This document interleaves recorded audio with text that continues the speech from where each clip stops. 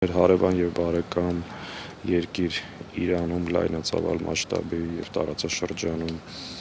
այս պատերազմական իրավիճակը վտանգավոր է նաեւ Հայաստանի Հանրապետության համար եւ անվտանգային եւ տնտեսական եւ մնացած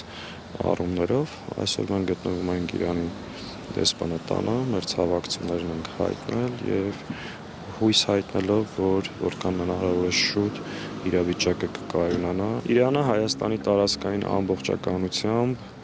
եւ ինքնիշխանության պահպանմամբ շահագրգիռ երկիր էր եւ բազմաթիվ անգամ այդ մասին, նույնիսկ այս ծանր օրերին, այսպես կոչված Զանգեզուրի միջանցքի հարցով հստակ իր դիրքորոշումը հայտնել։ Այս տեսանկյունից մեր հարևան երկրի անվտանգությունը, կայունությունը մեր համար եւս շատ կարեւոր է։ Հայաստանի իշխանությունները ինչպես միշտ իրենց տեղում չեն եւ իրավիճակին adekvat չեն։ Մի շատ պարզ օրինակ ասում, ասենք երեք Հայաստանի այսպես կոչված վարչապետը Թիֆլիսում թմբուկ էր խփում։ Այսինքն նույնիսկ այն կենցաղային մակարդակում, երբ որ հարևանիդ հետ դժբախտություն է պատահում,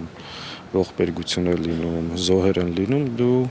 տանը բարձր երաժշտություն չես միացնում, չէ, աղմուկ չես անում, այսինքն,